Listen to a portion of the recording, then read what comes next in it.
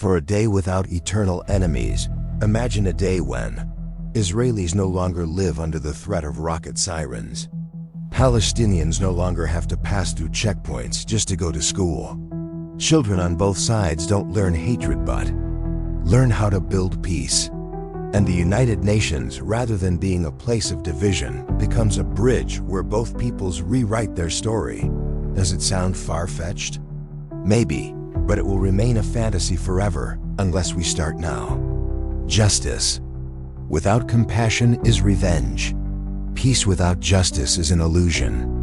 Rabbi Jonathan Sacks' final words: does the United Nations hate Israel? Maybe the answer isn't found in feelings, but in how this system functions. A system where votes outweigh facts. A council that gives the power to judge even to those who suppress their own citizens. And a mechanism that leaves Israelis with no trust and Palestinians with no hope. But if you're still listening, you are part of the hope. Because change begins with those who dare to question, those who dare to listen to both sides, those who dare to face the hardest truths. If you believe this story matters, share it. Not to defend one side, but to open dialogue, to spark thought, and to remind the world of something it's dangerously forgetting. Human beings matter more than politics. Brace yourself.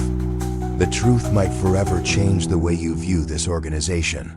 The Human Rights Council, a noble idea executed by the undeserving, established with a lofty goal: to promote and protect human rights worldwide. The United Nations Human Rights Council, UNHRC, was meant to be a moral beacon for the world. But instead, it has often been criticized as a theater of hypocrisy. For many years, some of the world's worst human rights violators have held official seats on the council. China, accused of detaining millions of Uyghurs in re-education camps. Venezuela, where protesters are suppressed and opposition members kidnapped and jailed. Saudi Arabia, where women couldn't drive and activists have been publicly beheaded. Cuba, Pakistan, Eritrea, and even Libya under Gaddafi. Such nations not only sit on the council, they get to vote, condemn others, and preach about human rights.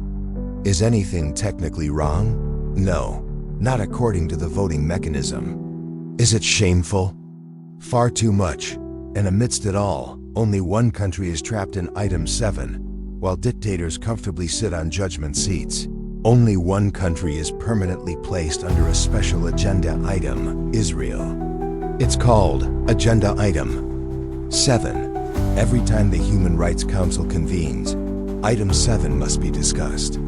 Its content: the human rights situation in Palestine and other occupied Arab territories, including East Jerusalem. Whether or not there is a war, whether or not new violations occurred, even if Israel was under terrorist attacks just prior. Item 7 always appears. Always about Israel. No Item 7 for North Korea, where people starve and are executed. Iran, where women are beaten for showing their hair.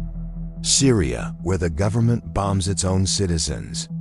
China, where human rights are taboo. Only Israel, the region's sole country with free elections, independent press, and a Supreme Court that can overturn government policies when even the Secretary General speaks out. In 2013, UN Secretary General Ban Ki-moon, a famously cautious man, admitted the disproportionate focus on Israel is not justified.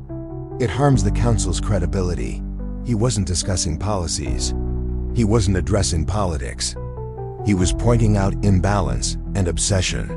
Even UN officials recognized that the Human Rights Council, instead of defending rights, has become a political stage, where Israel is always cast as the villain when the aggressor becomes the victim, and the victim becomes the invader, a recurring tragedy. Groups like Hamas fire thousands of rockets at Israeli civilians. Israel responds with precise strikes on military infrastructure.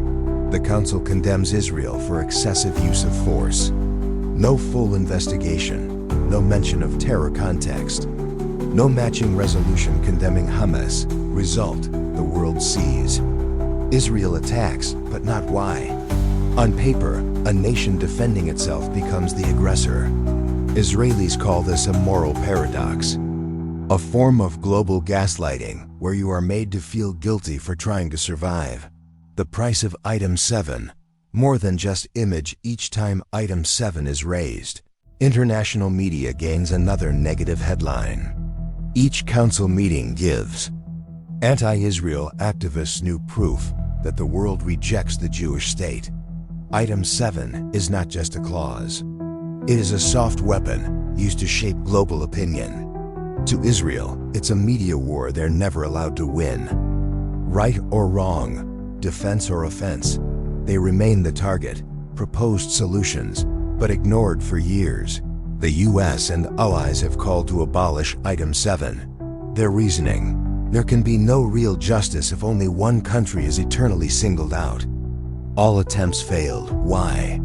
The voting majority, as explained earlier, consistently defends item 7. They don't want to lose their most powerful tool to weaken Israel, the US and the veto.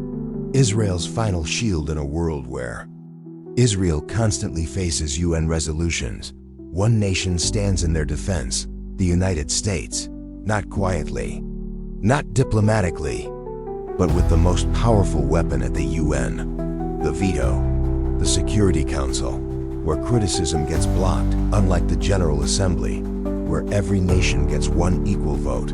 The Security Council has 15 members, to 5 of which are permanent with veto powers. US, Russia, China, UK, France, just one no. Vote from these 5 can stop any resolution, even if all other nations agree. That's why most anti-Israel resolutions passed by the General Assembly never become binding.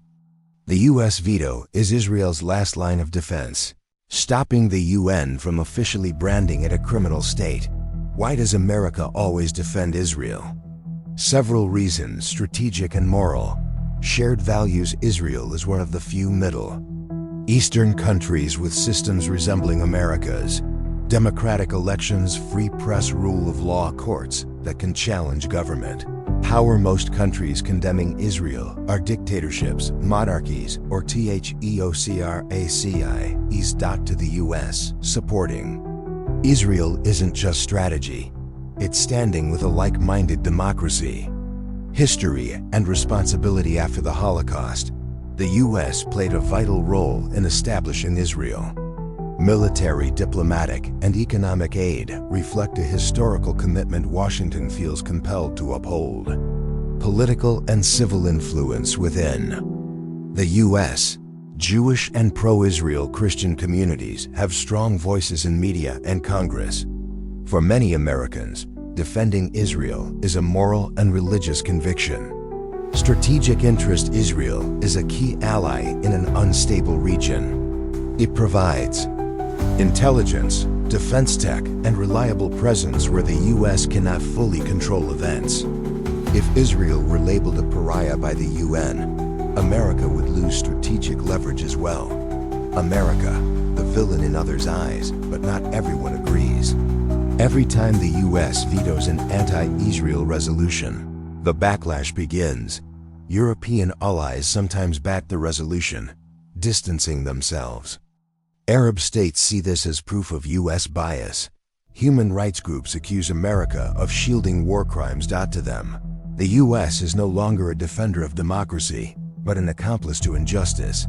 What does the US say about its vetoes? From Nikki Haley to Madeleine Albright, US reps have a shared message. We are not against condemning Israel if it's fair, but we won't allow one-sided, biased resolutions that ignore terrorism from the other side. Justice must apply to all, not just one. This isn't about denying Israel's faults. It's a refusal to weaponize justice. When the Council is silent on Hamas rockets, but calls emergency sessions when Israel strikes back, that is not justice. That is systematic bias. Nikki Haley, former U.S. ambassador to the UN. The cost of protection: though America protects Israel, it also becomes a target itself. Some countries label the U.S. as complicit. Peace process critics blame America for blocking progress. Even within the US, support for Israel is no longer unanimous.